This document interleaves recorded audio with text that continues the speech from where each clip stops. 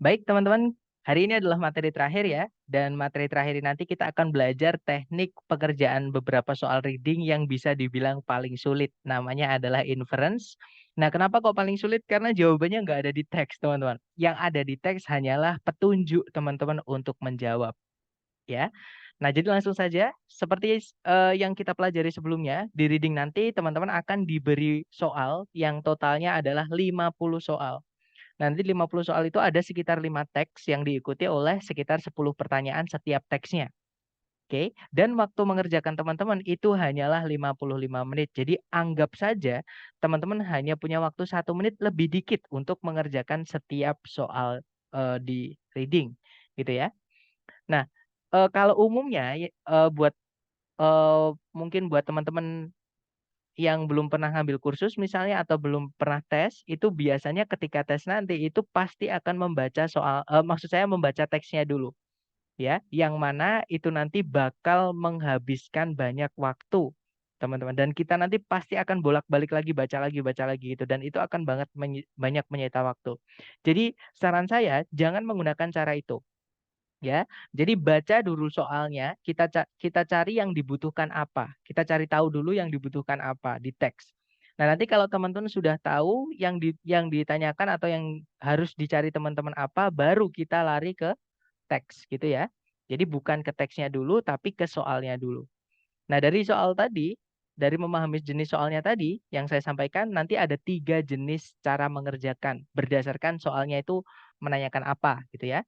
Nah, di hari pertama belajar reading, kita sudah belajar beberapa soal yang cara mengerjakannya teman-teman cukup membaca kalimat pertama saja atau istilahnya topik sentence-nya saja. Ya, jadi kalimat pertama di setiap paragraf. Kemudian teman-teman eh, simpulkan, kemudian cocokkan dengan pilihan yang ada di pilihan A, B, C, D seperti itu ya. Nah, untuk teknik ini teman-teman gunakan ketika pertanyaannya itu menanyakan tentang garis besar mengenai teks, ya. Nah, soal-soal jenis garis besar mengenai teks itu adalah antara lain yang pertama main idea atau gagasan utama atau ide pokok ya. Nah, soal ini pasti keluar, teman-teman. Ya, jenis soal ini pasti di reading itu pasti keluar. Oke, kemudian selain main idea itu ada idea organization atau bagaimana si penulis itu organize the idea atau mengembangkan idenya melalui teks yang dia tulis. Oke, atau bisa dibilang writing style-nya lah, gaya bicaranya dia melalui teksnya itu bagaimana seperti itu. Nah, tapi jenis soal ini kalau TOEFL yang asli ITS itu jarang sekali keluar, terutama yang online ya. Saya baru menemukan sekali selama saya tes seperti itu. Kemudian yang ketiga itu ada pertanyaan mengenai tone, purpose, sama course. Nah, tone sendiri itu adalah suasana hati si penulis. Apakah dia subjektif atau objektif mengenai topik yang dia angkat melalui tulisan yang dia tulis, melalui teks yang dia tulis, gitu ya. Kemudian ada juga purpose. Nah, purpose ini sebenarnya nggak jauh-jauh dari main idea, teman-teman. Nggak jauh-jauh dari topik dari teksnya. Oke, jadi purpose itu adalah teks yang ditulis oleh si penulis itu kira-kira maksudnya atau tujuannya itu ditulis untuk apa. Jadi si penulis itu nulis itu buat apa, gitu ya. Kemudian course itu bidang keilmuan apa yang mengangkat topik yang si penulis tulis. Seperti itu. Nah, intinya membaca topik sentence atau kalimat pertama di setiap paragraf teman-teman terapkan ketika soalnya menanyakan garis besar mengenai teks, ya. Nah, kemudian teknik kedua yang kemarin kita pelajari namanya adalah scan dan skim. Nah, scan dan skim sendiri adalah mencari di dalam teks kata kunci yang ditanyakan. Karena scan dan skim ini kita pakai ketika pertanyaannya reading itu menanyakan peritilan-peritilan kecil yang ada di dalam teks atau mengenai specific information gitu ya, informasi kecil yang ada di dalam teks. Maka harus dicari dulu, teman-teman. Itu letaknya di mana supaya teman-teman nanti tidak eh, informasinya itu tidak gamblang kemana-mana. Maksudnya seperti itu. Jadi supaya terarah. Maka teman-teman cari dulu kata kunci yang ditanyakan di soal. Kalau sudah ketemu, cari di teks. Kemudian teman-teman pahami, cocokkan dengan pilihan A, B, C, D. Nah, untuk scan dan skim ini, teman-teman lakukan untuk menjawab soal-soal yang menanyakan specific information tadi ya. Nah, antara lain yang pertama, itu locate information atau teman-teman disuruh mencari di mana si penulis menyebutkan atau membahas suatu informasi tertentu. Oke, tapi kalau di soal yang asli dari ITS, yang online, locate information ini tidak pernah keluar, teman-teman. Oke. Kemudian pronoun referen ini rujukan kata ganti. Nah, kalau ini pasti keluar di tes ya, yang asli dari ITS ataupun yang prediksi. Nah, pronoun referen sendiri itu artinya adalah rujukan kata ganti. Jadi kata ganti yang ada di dalam teks di reading itu biasanya ditanyakan. Jadi kata ganti misalnya ada kata they artinya mereka. Nah, mereka di situ itu maksudnya siapa? Atau misalnya ada kata he, dia laki-laki, itu maksudnya siapa? Nah, cara mengerjakannya nanti teman-teman dikasih tahu letaknya di mana gitu ya. Jadi nggak perlu susah-susah mencari. Nah, cuman cara mengerjakannya teman-teman baca mulai dari subjek predikat sebelum kata itu disebutkan. Gitu ya. Kemudian berikutnya ada stated and unstated details atau detail yang ada di dalam teks dan ada juga detail yang salah di pilihan ganda atau yang nggak ada di dalam teks yang salah gitu ya. Nah, stated detail itu di antara pilihan A, B, C, D mengenai kata kunci yang ditanyakan itu cuma satu yang benar. Ya, sedangkan kalau unstated detail di antara pilihan A, B, C, D itu nanti yang benar ada 3, yang salah cuma satu. Jadi teman-teman disuruh mencari yang salah mengenai kata kunci yang ditanyakan. Seperti itu. Jadi kalau yang unstated detail itu agak ribet teman-teman. Karena biasanya teman-teman akan membaca lebih dari satu kalimat. Bahkan bisa saja satu paragraf. Seperti itu. Dan yang terakhir yaitu soal vocabulary atau soal kosakata. Nah, soal vocabulary itu sebenarnya nggak perlu pakai scan dan skim ya, teman-teman. Kalau sudah tahu artinya, teman-teman bisa langsung cocokkan di pilihan ABCD yang mana yang sinonim atau persamaan katanya. Bisa dengan cara eliminasi, misalnya ABCD kok artinya jauh banget, beda berarti jawabannya delta. Atau teman-teman kalau langsung tahu misalnya, oh ini artinya apa? Oh di pilihan ganda yang artinya itu, yang sama adalah yang Charlie misalnya, berarti jawabannya itu. Nah itu soal vocabulary. Tapi kalau teman-teman nggak tahu artinya, kebetulan gitu ya, maka teman-teman harus lakukan yang kemarin kita pelajari. Baca dari kalimat sebelum kata itu disebutkan, kemudian kata itu disebutkan, dan kalimat setelah kata itu disebutkan. Seperti itu. Nah hari ini kita akan belajar teknik mengerjakan reading yang paling sulit ya teman-teman. Namanya adalah making inferences. Nah, making inferences sendiri itu artinya adalah membuat suatu kemungkinan atau opini atau apa ya kesimpulan gitu ya, yang kita tangkap berdasarkan informasi yang ada di dalam teks. Jadi jawabannya itu nggak ada di dalam teks, teman-teman. Hanya ada informasi yang menuju ke jawaban itu. Oke, jadi kita disuruh nebak di antara pilihan A, B, C, D, yang mana yang nyambung dengan informasi A, B, C, D atau kata kunci di teks seperti itu. Nah, untuk making inference sendiri itu nanti ada 2 jenis soal, teman-teman. Yang cara mengerjakannya teman-teman harus menebak. Oke. Nah, yang pertama adalah soal inference itu sendiri, ya. Nah, saya ulangi teman-teman, inference itu artinya apa? Inference itu adalah kesimpulan atau kemungkinan atau prediksi gitu ya, yang kita buat berdasarkan clue atau petunjuk atau informasi yang ada di dalam teks. Tapi jawabannya nggak ada di dalam teks. Jadi kita disuruh nebak doang gitu ya. Nah untuk contoh soalnya kurang lebih seperti ini teman-teman. Seperti biasa, kalau di reading kita baca soalnya dulu. Oke, soalnya berbunyi, yang manakah di antara berikut ini yang mungkin? Nah, ada kata mungkin. Si pembuat soal itu menyebutkan kata mungkin, berarti di teks nggak ada jawabannya. Ya, yang mungkin bukan kata dalam bahasa Hawaii. Ini kata kunci teman-teman. Kata kunci teman-teman adalah kata dalam bahasa Hawaii. Nah, kita lakukan scan dan skim dulu, teman-teman. Sampai menemukan kata dalam bahasa Hawaii. Yang mana kalau kita scan dan skim itu dibahas di paragraf pertama. Lebih tepatnya di Nah, ini kalimat pertama panjang banget ya, teman-teman. Sampai sini kalimat pertama. Berarti kita baca kalimat kedua juga, karena eh, petunjuknya nanti adalah di kalimat kedua, teman-teman. Nah, kita baca ya paragrafnya. Paragrafnya berbunyi, bahasa Hawaii merupakan sebuah bahasa yang merdu. Yang di dalamnya semua kata itu dibuat dari susunan ABCD yang hanya terdiri dari 12 huruf saja, yaitu 5 huruf vokal A, I, U, E, O, dan 7 huruf konsonan H, K, L, M, N, P, W. Setiap suku kata dalam bahasa Hawaii tersebut itu berakhiran dengan huruf A, I, U, E, O atau sebutannya vokal tadi ya. Dan dua huruf konsonan atau huruf mati itu nggak boleh ketemu bareng, nggak boleh gandeng. Nah, ini petunjuk teman-teman. Kita cocokkan pilihan A, B, C, D, teman-teman. Nah, kalau teman-teman lihat pilihan A, B, C, D, ada kata mahalo, mahi-mahi, meklea, moana, boleh dicek di teks. Teman-teman nggak akan pernah menemukan kata itu di dalam teks. Inilah yang disebut dengan make inference, teman-teman. Kita suruh nebak, suruh bikin menarik kesimpulan gitu ya, berdasarkan informasi yang ada di dalam teks. Nah, di situ yang alfa ada kata mahalo. Mahalo itu 3 suku kata, teman-teman, yaitu ma, kemudian ha, kemudian lo. Yang mana aturan dalam bahasa Hawaii tadi, setiap syllable atau setiap suku kata itu berakhiran dengan huruf a, i, u atau e, o, gitu ya. Nah, setiap suku kata berakhiran dengan a, dan o, itu semuanya huruf vokal. Berarti dia mengikuti aturan bahasa Hawaii untuk aturan pertama. Aturan kedua, dua konsonan itu nggak boleh gandeng. Huruf konsonan atau huruf H, K, L, M, N, P, W tadi itu nggak boleh gandeng, teman-teman. Nah, di situ yang alfa, M, H, sama L-nya itu nggak gandeng ya. Dia dipisah oleh huruf A. Otomatis yang alfa ini mengikuti aturan bahasa Hawaii. Berarti bukan dia jawabannya. Karena pertanyaannya tadi adalah yang mungkin bukan kata dalam bahasa Hawaii. Seperti itu, teman-teman. Oke, ternyata semuanya sudah ada yang menjawab ya. Jawabannya Charlie. Oke, ya, that's right. Jawabannya Charlie, teman-teman. Ya, kenapa jawabannya Charlie? Karena yang Charlie itu ada yang di garis bawah itu, yaitu huruf K sama L. Meklea itu huruf K sama L-nya gandeng, ya kan? Sedangkan di dalam teks tadi, di dalam contoh tadi, dua konsonan itu aturan dalam bahasa Hawaii nggak boleh gandeng.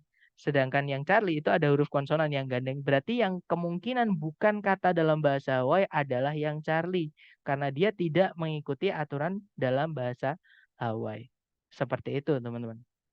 Nah, ini adalah contoh soal inference. Jadi di reading, walaupun soal ini mungkin satu teks keluar cuma satu, teman-teman. Kadang juga nggak keluar gitu ya. Kadang nggak ada soal ini di dalam satu teks. Cuman ketika kadang sudah nemu teks ini, kebanyakan bisa dibilang 90% test takers, jadi orang-orang yang ngambil tes TOEFL itu pasti terjebak akan membutuhkan lebih banyak waktu di soal jenis seperti ini.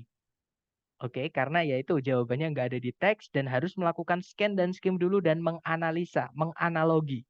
Kita menggunakan logika, mencocokkan yang ada petunjuk di teks dengan yang ada di pilihan A, B, C, D. Seperti itu. Tapi tenang aja, kalau teman-teman udah terbiasa, ini yang saya rasakan ya teman-teman. Kalau udah terbiasa itu enak banget, kayak kita main detektif-detektifan.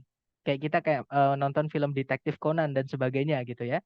Jadi kayak film misteri, kayak Sherlock Holmes dan sebagainya, seperti itu. Seru kok teman-teman sebenarnya. Nah, itu tadi contoh soal pertama yang cara mengerjakannya harus membuat inference atau menebak, oke? Nah, sekarang jenis soal kedua, teman-teman. Yang cara mengerjakannya juga harus menebak atau mencari petunjuk di dalam teks untuk bisa mengetahui jawabannya, gitu ya. Jadi di dalam teks itu hanya ada petunjuknya saja, bukan jawabannya. Yaitu soal transisi. Oke. Nah, transisi sendiri itu artinya, teman-teman, adalah kalimat yang menghubungkan antar paragraf. Nah, paragraf, misalnya ya teman-teman, paragraf 1 dengan paragraf 2 itu nggak mungkin timpang atau misalkan tiba-tiba jeglek ngomongin apa gitu, nggak mungkin teman-teman. Harus smooth, harus apa namanya, dibaca itu harus koheren sama kohesif. Artinya dibaca itu harus mengalir seperti itu. Nggak boleh tiba-tiba pindah topik itu mendadak. Tiba-tiba berubah topiknya itu nggak enak dibaca juga nanti akan menimbulkan kebingungan bagi pembacanya. Nah, ini kok tiba-tiba ngomongin ini gitu. Jadi nggak bisa, harus smooth teman-teman. Nah, antar paragraf itu ada namanya transisi atau kalimat jembatan. Kalimat yang menghubungkan topik paragraf 1 dan paragraf 2. Nah, transisi itu letaknya adalah di yang paling dekat antar paragraf. Jadi di paragraf kedua, transisinya itu di kalimat pertamanya. Nah, di paragraf pertama, kalimat transisinya itu di kalimat terakhirnya. Seperti itu. Ini adalah disebut dengan kalimat transisi, teman-teman.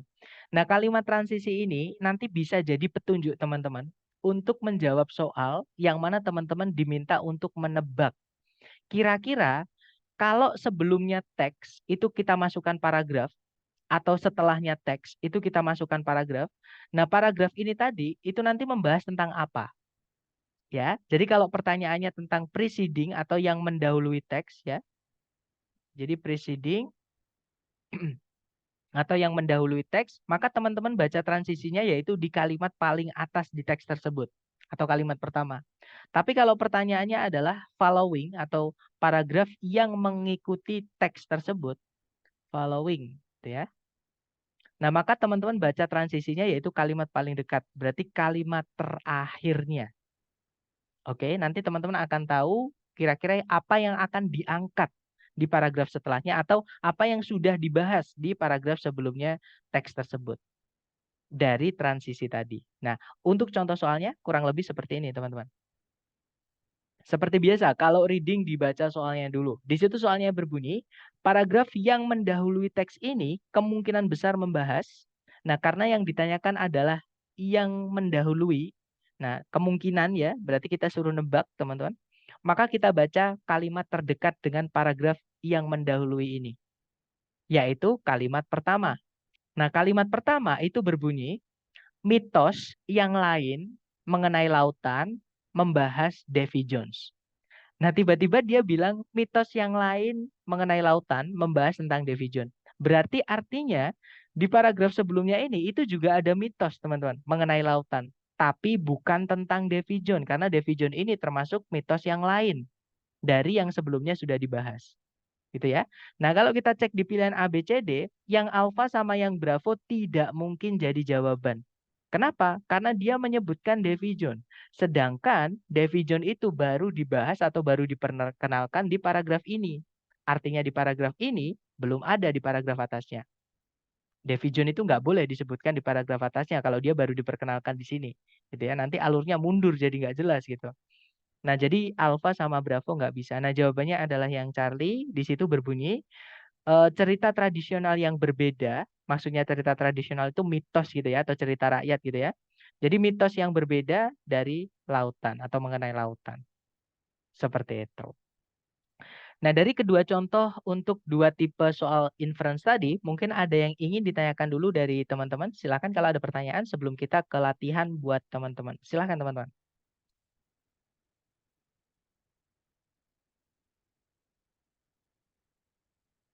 Sepertinya nggak ada pertanyaan ya. Baik, kalau nggak ada pertanyaan, saya mute dulu supaya nanti ketika teman-teman latihan tidak ada suara-suara yang bocor dan mengganggu teman-teman mengerjakan. Oke?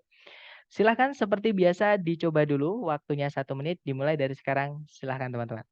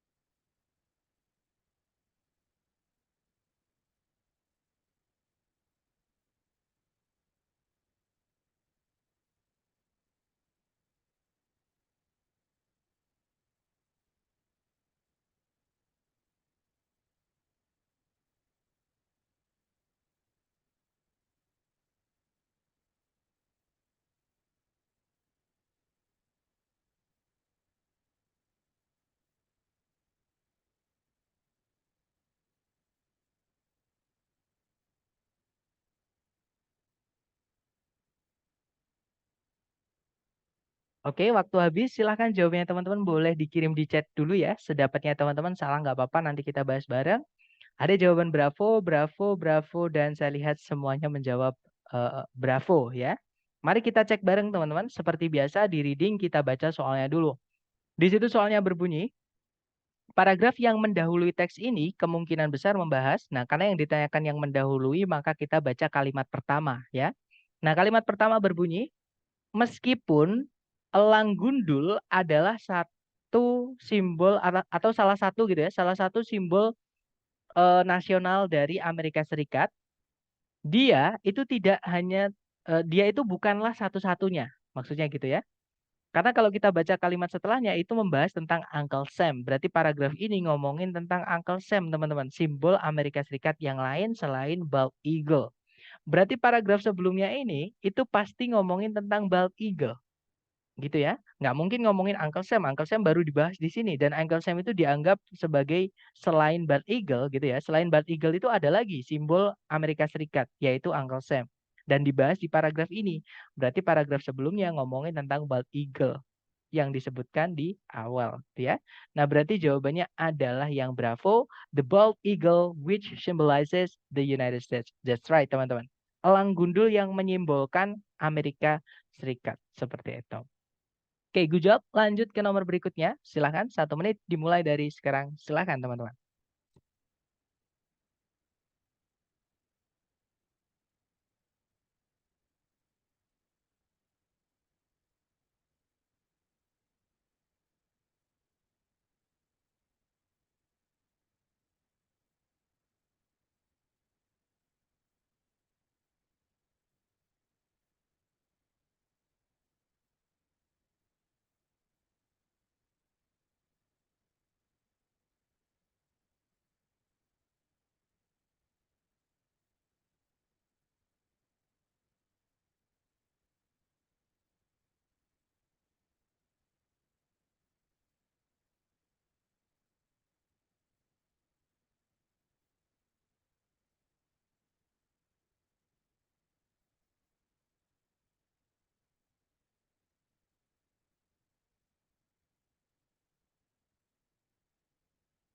Oke, 1 menit sudah habis.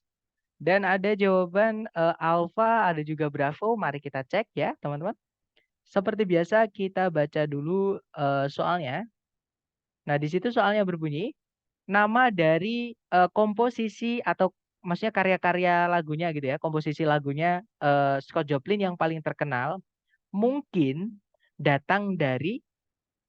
Nah, kalau kita scan dan skim, kita cari dulu komposisi lagunya Scott Joplin itu disebutkan di paragraf terakhir, teman-teman. Lebih tepatnya di kalimat terakhir, ya. Nah, kita baca teman-teman mulai dari sini ya. Atau boleh dari kalimat sebelumnya juga nggak apa-apa supaya lebih bisa dipahami yaitu dari sini ya. Jadi terlahir di tahun 1868 eh, di keluarga perbudakan awal gitu ya atau perbudakan sebelumnya gitu ya. Nah, Scott Joplin itu mendapatkan uang atau mencari uang itu dari umur yang sangat kecil dengan cara memainkan piano di bar-bar. Bar itu adalah kalau nggak salah toko-toko minuman kayak kafe gitu yang menjual minuman beralkohol gitu ya di sepanjang Sungai Mississippi. Nah, salah satu dari pekerjaan rutinnya adalah di Maple Leaf Club di Sedalia. Jadi dia itu kerja di salah satu pekerjaannya itu adalah di Maple Leaf Club ini ya. Ini nama tempat teman-teman di Sedalia, Missouri, Kanada. Sorry, Missouri kalau nggak salah Kanada ya teman-teman. Nah, kemudian uh, it was there that he began. Oh, berarti di sanalah gitu ya. Di sanalah di mana dia itu memulai menulis komposisi-komposisi yang yang jumlahnya itu lebih dari 500-nya itu. Yang kemudian itu dia produksi. Jadi pertama ditulis, kemudian diproduksi gitu ya. Nah, kemudian yang mana yang paling terkenalnya dari komposisi-komposisinya itu adalah The Maple Leaf Rack. Ini judulnya. Judul komposisi yang paling terkenal. Nah, di situ kita tidak menemukan teman-teman dari mana si Scott Joplin itu menamai karyanya ini. Nah, tapi kita diberi petunjuk teman-teman di dalam teks ya. Jadi Maple Leaf itu sebelumnya sudah disebutkan. Yang mana Maple Leaf itu adalah nama dari salah satu tempat kerjanya itu ya, yaitu di Maple Leaf Club tadi, di klub di bar-bar tadi. Nah, berarti kemungkinan komposisi yang paling terkenalnya ini dinamai dari tempat dia bekerja, gitu ya.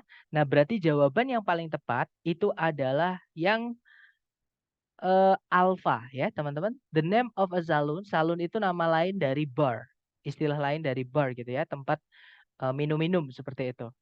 Jadi nama dari sebuah salon di mana dia itu tampil, gitu ya. Nah, kalau yang Bravo pohon maple, pohon kayu maple ya, yang tempatnya itu di dekat di rumah Sedalia, bukan ya, teman-teman?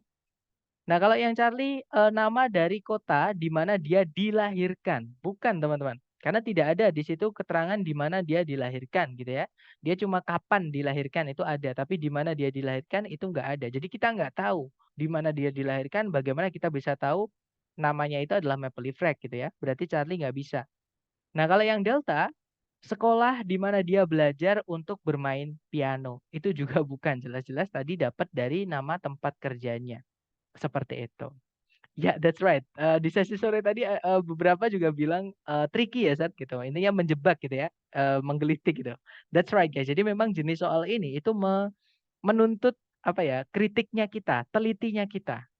Jadi kita disuruh untuk berkreasi, berimajinasi berdasarkan informasi yang ada di dalam teks. Dan itu menuntut ketelitian untuk menemukan di mana kata kunci yang ditanyakan di soal itu ada di dalam teks, gitu ya. Dan ini masih jenis soal yang dari buku, teman-teman, yang masih contoh. Nanti ada jenis soal yang dari ITS sudah saya masukkan juga. Intinya teman-teman coba nikmati dulu, kerjakan dulu. Salah nggak apa-apa, kita belajar gitu ya. Silahkan teman-teman. Ke nomor berikutnya, dicoba dulu waktunya 1 menit, dimulai dari sekarang. Silahkan.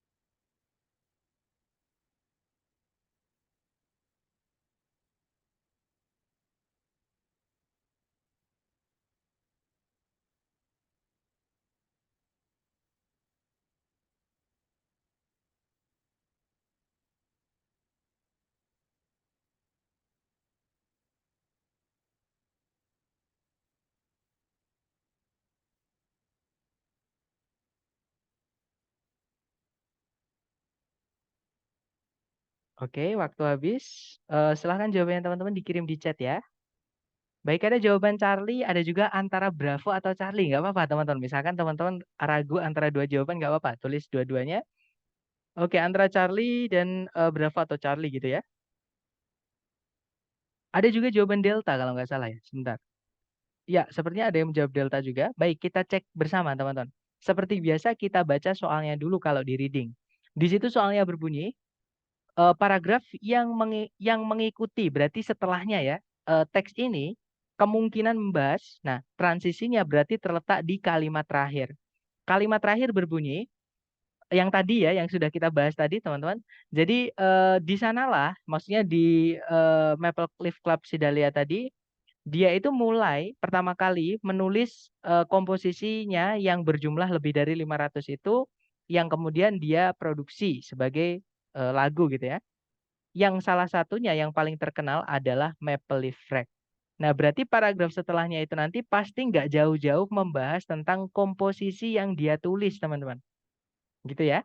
Nah, kita cek ABCD yang Alpha Sedalia, Missouri. Nah, itu kota tempatnya dia bekerja, teman-teman.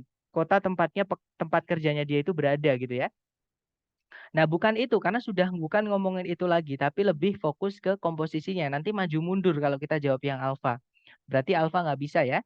Kalau yang Bravo, The Maple Leaf Club. Nah, itu sudah lewat. Sudah bukan ngomongin Maple Leaf Club lagi di mana dia kerja, tapi lebih sekarang ngomongin ke komposisinya dia. Gitu ya, atau karyanya dia. Berarti Bravo juga bukan. Nanti maju mundur, teman-teman. Ya, sudah ngomongin itu, balik lagi ke situ. Nanti balik lagi ke sini, balik lagi. Jadi nggak selesai-selesai. Dan dibaca pun maju mundur nggak enak. Seperti itu. Kalau yang Charlie, komposisinya yang bermacam-macam atau yang banyak gitu ya, dari Scott Joplin. Nah, ketemu jawabannya adalah yang Charlie, teman-teman. Oke. Nah, kalau kehidupan Scott Joplin itu nanti terlalu luas, teman-teman. Tiba-tiba jomplang. Yang ini ngomongin komposisi, tiba-tiba ngomongin kehidupannya. Tidak ada transisinya, nggak bisa. Ya, kalau dibaca nanti nggak kohesi, nggak koheren. Seperti itu. Oke, jadi jawabannya Charlie, berbagai komposisi yang ditulis oleh Scott Joplin. Oke, lanjut sekarang ke soal yang asli dari ITS. Silahkan dirasakan dulu. Dicoba dulu, jangan takut salah. Waktunya 1 menit, dimulai dari sekarang. Silahkan teman-teman.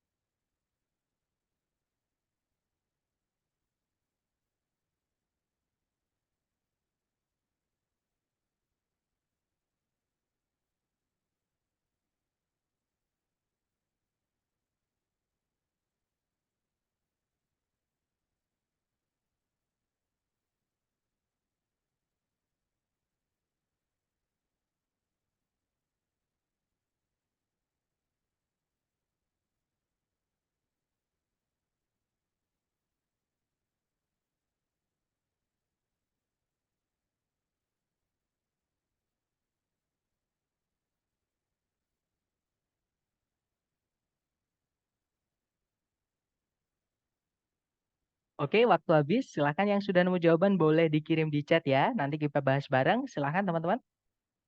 Oke, ada jawaban Charlie, ada juga jawaban Delta. Antara Charlie atau Delta, mari kita bahas bareng, teman-teman.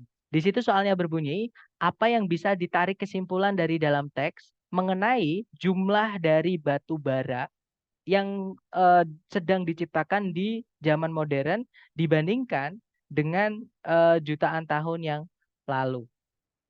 Oke, nah ini kalau di scan dan skim, teman-teman, letaknya adalah di kalimat terakhir, lebih tepatnya di paragraf terakhir gitu ya. Jadi letaknya ini, jadi sambil teman-teman membaca tadi, saya juga mencari letaknya di sini, kuncinya. Oke. Jadi di kalimat terakhir itu, dan memang untuk jenis soal inference ini biasanya, umumnya itu di akhir-akhir teman-teman. Nomor 7, nomor 8, kalau nggak gitu 9, kalau nggak gitu 10. Seperti itu. Nah di situ soalnya berbunyi, eh, penyimpanan, maksudnya penyimpanan itu di bawah tanah ya, penyimpanan alam, bukan penyimpanan manusia. Jadi eh, penyimpanan alam yang besar dari kandungan batu bara dan minyak itu masih ada di bawah tanah. Tapi resiko atau bahaya atau biaya yang nanti dibutuhkan untuk mengambilnya itu semakin naik. Jadi cost di sini bisa berarti resiko juga ya, teman-teman, karena di setelahnya itu dijelaskan entah itu dalam sudut dolar, maksudnya dolar itu dari uang. Jadi kalau kita mau ngambil batu bara sama minyak bumi sekarang itu lebih mahal, dan juga environmental terms. Jadi kalau kita maksain untuk ngambil minyak bumi dan batu bara sekarang ini nanti ada resiko terhadap lingkungan. Jadi bukan cuma ke keuangan tapi juga ke lingkungan gitu ya faktornya. Maksudnya cost di situ adalah resiko atau bahaya, bukan cuma biaya. Nah, kemudian paragraf setelahnya di situ dijelaskan penyimpanan-penyimpanan atau apa ya, bisa dibilang tumpukan-tumpukan gitu ya, teman-teman. Tumpukan-tumpukan batu bara dan minyak di bawah tanah yang bisa diakses dengan mudah itu telah dieksploitasi semuanya, udah dipakai, udah diambil semuanya. Dan yang baru itu bakalan mahal. Mahal di sini sama kayak yang tadi ya, kembalinya ke kos tadi, maksudnya sulit, teman-teman. Mahal di sini bukan cuma tentang ekonomi, tapi juga tentang risiko terhadap ini lingkungan gitu ya. Jadi untuk mencari yang baru itu sekarang itu sulit. Intinya kayak mahal untuk dilacak dan untuk diproses atau dikerjakan. Nah, dari sini kita tahu berarti ya kalau zaman dulu atau lama dulu, intinya kalau di dalam soal itu kan ada jutaan tahun yang lalu. Itu untuk membandingkan zaman dulu sama zaman sekarang. Zaman dulu mencari batu bara itu nggak susah-susah amat. Ngambilnya juga nggak susah-susah amat. Nah, tapi sekarang itu jadi susah banget, teman-teman. Gitu ya. Nah, bisa tahu berarti dari situ kita tahu kalau semakin lama semakin dipakai batu bara itu semakin sedikit gitu ya. Karena yang baru itu semakin susah. Nah, jawabannya adalah yang Charlie. It is less. Jadi batu bara di modern times itu lebih sedikit dibandingkan dengan jutaan tahun yang lalu. Gitu ya, teman-teman. Jadi dari petunjuk paragraf terakhir. Oke, lanjut sekarang ke nomor berikutnya. Dicoba dulu 1 menit dimulai dari sekarang, silakan.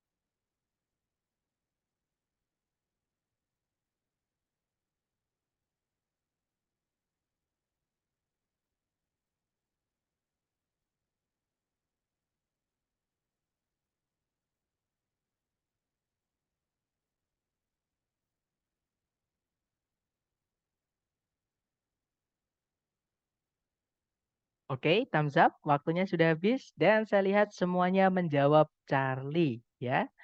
Ya, betul. Jawabannya adalah Charlie, teman-teman. Nah, sekarang kita jawab kenapa kok jawabannya Charlie. Di situ soalnya berbunyi, bisa ditarik kesimpulan dari teks kalau slip itu dipakai oleh para pembuat pot atau gerabah untuk, nah slip itu dikasih tahu kita letaknya di situ. Jadi nggak susah-susah untuk scan dan skim ya. Nah sekarang kita baca teman-teman. Mulai dari sini ya, dari kalimat pertama itu dibahas. Jadi setelah temper itu lapisan luar atau pelindung luar ya. Jadi setelah lapisan luar itu ditambahkan, tanah liat itu di tanah liat tersebut itu dicampur dengan hebat, dengan dahsyat, dengan tenaga yang banyak gitu ya. Nah, kemudian campuran tadi harus dibiarkan agak lama gitu ya. Sebelum pot itu eh, dibentuk secara teliti atau dengan hati-hati. Kemudian dicat atau diwarnai menggunakan sebuah sejenis tanah liat cair yang dinamakan slip sebelum proses pengapian. Nanti slip ini adalah alat yang dipakai, atau sorry bukan alat ya, bahan maksudnya. Jadi dia adalah sejenis a liquid clay atau tanah liat cair yang dipakai untuk mengecat atau mewarnai bagian luar dari temper dari gerabah atau tanah liat yang mau di pengapian, melalui proses pengapian tadi, teman-teman. Ya, jawabannya adalah yang Charlie. Prepare the surface of the pottery before it is fired. Jadi mempersiapkan permukaan luar dari pot-pot atau gerabah sebelum dia diproses pengapian seperti itu. Oke, nice. Lanjut ke nomor berikutnya, teman-teman. Silakan. 1 menit dimulai dari sekarang. Silakan.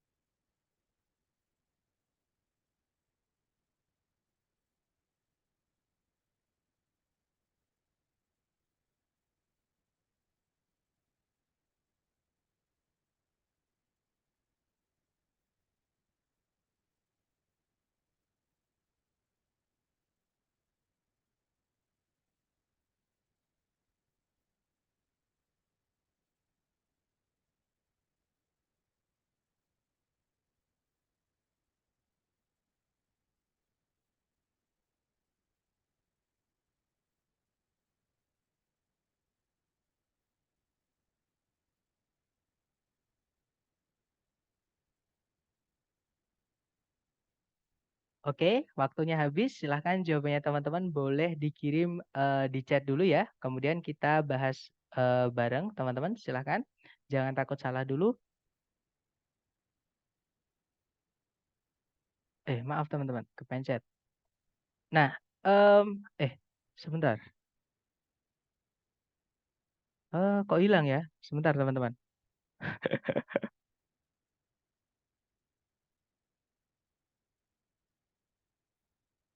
Oh ini ya tadi ya, benar ya? Oke, jawaban teman-teman adalah yang Charlie, Charlie, dan saya lihat ada juga Delta. Oke, antara Charlie atau Delta. Mari kita bahas bareng teman-teman. Maaf teman-teman, kepencet. Nah, di situ soalnya berbunyi, bisa ditarik kesimpulan dari dalam teks bahwa thinkers atau para pemikir gitu ya, dari zaman Renaissance itu mencari kelahiran kembali dari, nah kata kunci teman-teman adalah kelahiran kembali yang dicari oleh para pemikir atau para filosofer gitu ya, di zaman Renaissance. Atau mengenai Renaissance maksudnya gitu. Nah, itu kalau kita scan dan skim, itu munculnya di sini teman-teman. Dibahasnya adalah di sini ya. Mulainya di sini. Jadi konsep dari kelahiran kembali itu ditujukan kepada periode ini. Maksudnya periode dari sejarah Eropa ini yang diakibatkan karena minat atau ketertarikan yang muncul kembali mengenai eh, kebudayaan Romawi dan Yunani kuno yang berawal gitu ya, yang berawal di Italia dan kemudian menyebar di seluruh Eropa. Nah, para pemikir dan para artis atau seniman di abad ke-16 dan 15 itu ingin mengembalikan apa ya? The learning itu adalah proses belajar gitu ya atau pembelajaran gitu. Dan ideals itu adalah tujuan-tujuan dari peradaban-peradaban klasik dari Yunani dan Romawi. Nah, bagi para pemikir tadi atau para pemikir ini berarti bahwa kembali ke nilai-nilai manusia seperti yang berlawanan dengan spiritual atau yang berlawanan dengan spiritual. Jadi nilai-nilai manusia itu berlawanan dengan nilai spiritual, ya. Nah, itu dijelaskan di kalimat setelahnya, teman-teman. Jadi pemenuhan dalam kehidupan seperti yang berlawanan dengan concern itu adalah apa ya? eh Pembahasan-pembahasan gitu ya. Pembahasan mengenai afterlife. Afterlife itu adalah hal-hal yang berhubungan dengan akhirat atau setelah kematian, kehidupan setelah kematian gitu ya.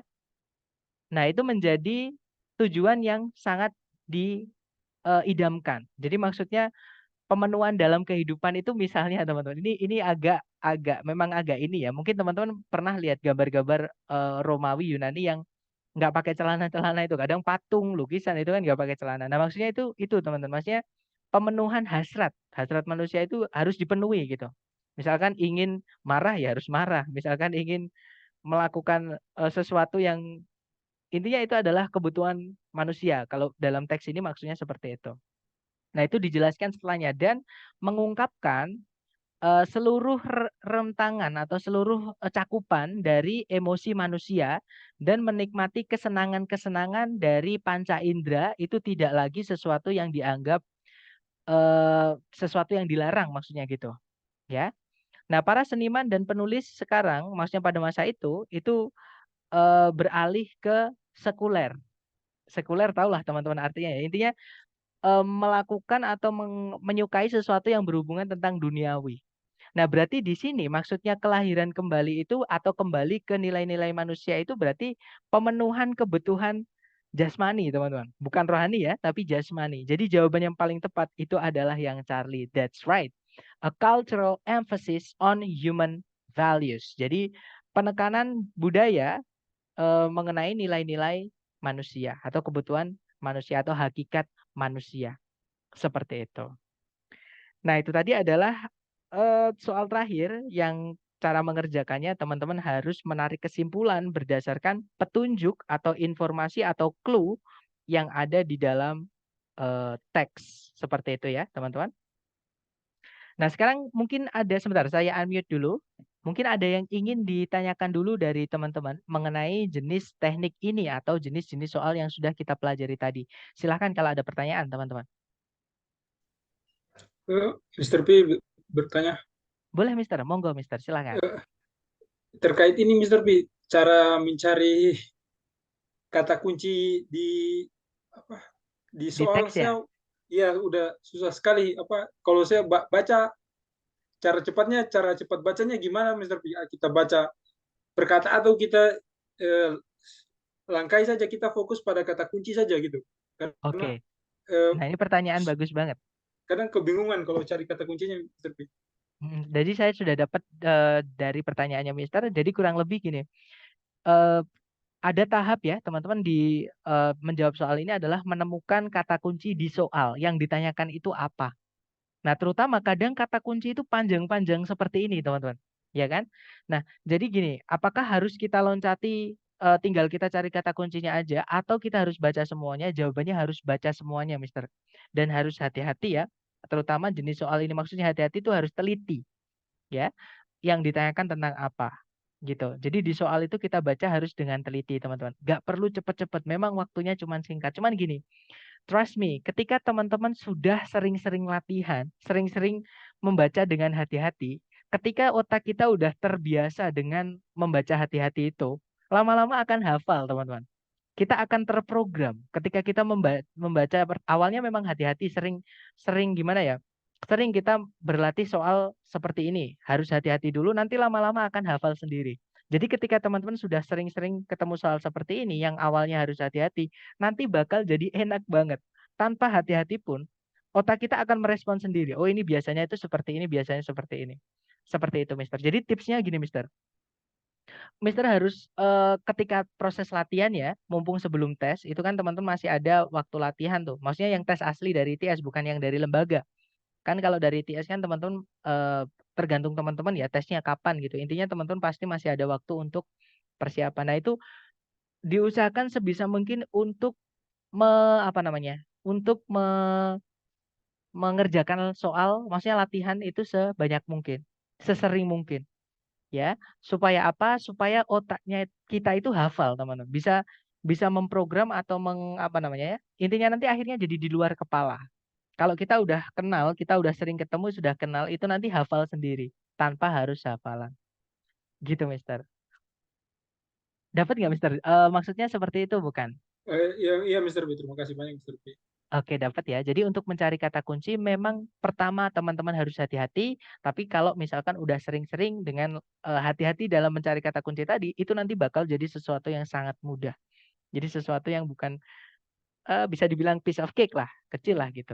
Memang di reading ini nggak enaknya vocabnya agak tinggi-tinggi. Ya, teman-teman. Makanya kalau dapat vocab, saran saya mohon untuk ditulis supaya nggak hilang. Gitu ya. Nah, mungkin ada pertanyaan lagi. Itu tadi pertanyaan yang sangat bagus. Silakan kalau ada pertanyaan lagi, teman-teman.